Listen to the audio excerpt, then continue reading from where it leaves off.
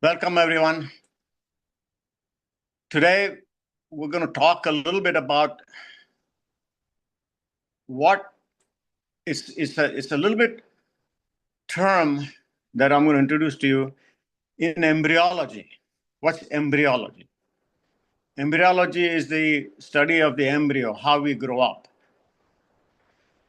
And why is it that we're doing this? I'm not going to teach you the entire science, but there's some part of that embryology, how we grow up, how we develop, becomes very important for us in terms of the practices we do and how we live our life.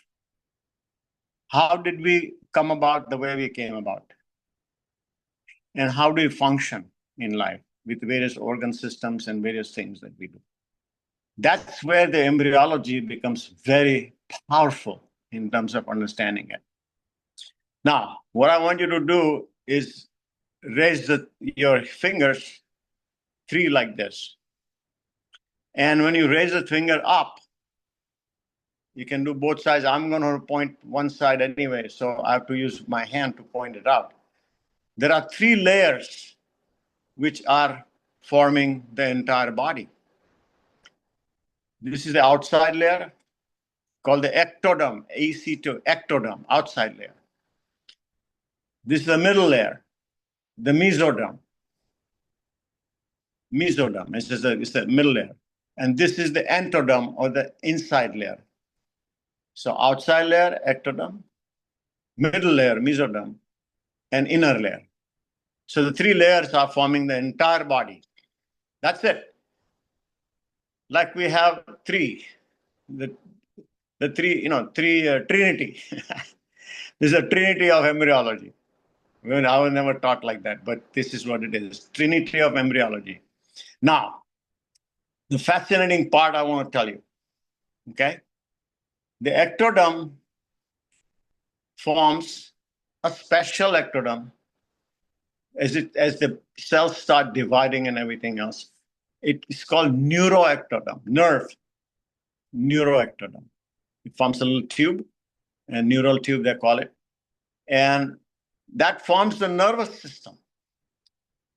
Brain and nervous system comes entirely from this.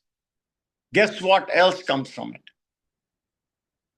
The skin, ectoderm, outside layer of the skin. And entire skin. Guess what else comes from that? The ear. What else? The nose. Smell area. What else? Front 2/3 of the tongue.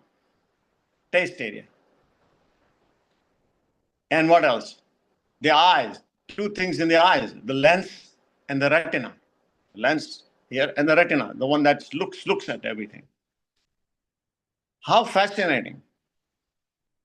That means the good Lord or whosoever developed our body thought very carefully about how we live our life. We live our life through senses, contact with the outside world.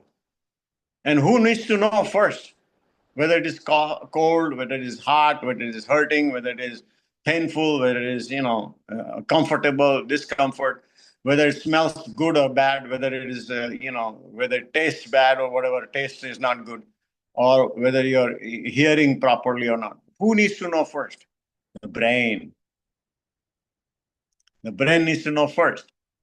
And so therefore, all these organs, and the skin, of course, touch. The entire skin is developed from ectoderm, top to bottom. And so guess what? That is how we are created, to receive stimuli from outside world and to be able to analyze it.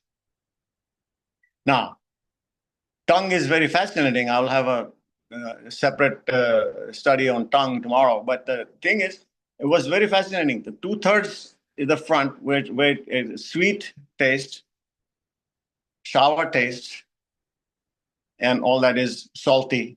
That's on the front 2/3. Sweet is the tip of the tongue, and sour is on the sides of it. And they kept the back back third, two-third, back one-third for bitter. Interesting. That means you don't swallow the poison. You don't expose the bit before you swallow. If it's bitter, you recognize that. The taste buds are developed like that. Fascinating to think, just to think about it before it goes swallowing a poison or something that's negative for us. Bitterness is associated with that usually. Anyway, so the idea is that we are constructed in such a way that we receive stimuli and we analyze stimuli. Are we living in all the senses? Can we make them alive? Can we breathe through them? And can we experience the world through them? But not just receiving it, but when we receive in the brain, we analyze those stimuli that come through the brain. Now comes the next one, the mesoderm. That's a fascinating one too. Now, remember that these are connected, okay? This one is connected to this is connected to this. They are not totally separate like this. You know, they're continuity. They're in continuous fashion. The mesoderm forms all the muscles and bones. That's the second layer. Muscles and bone, that includes heart. That comes from the mesoderm. Heart comes from the mesoderm.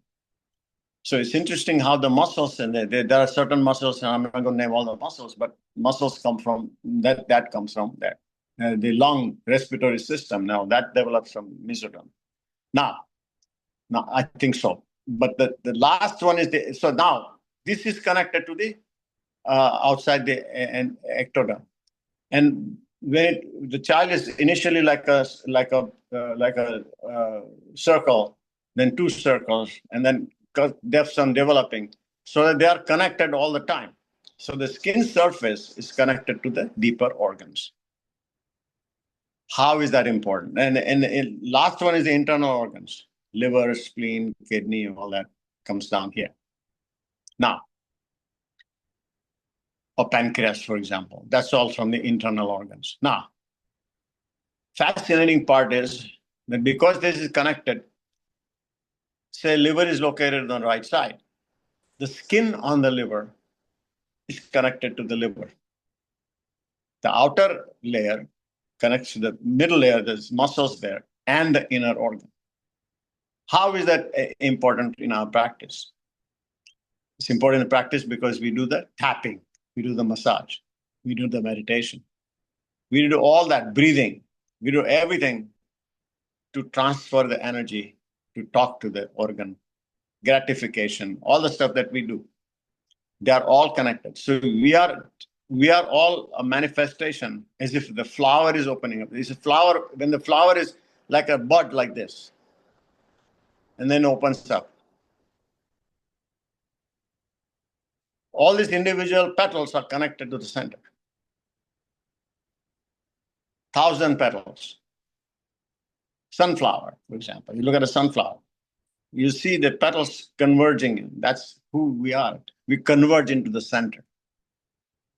So that's the meaning of our embryology. And that's the understanding of how we were created and how we can apply them to the benefit of all our practices.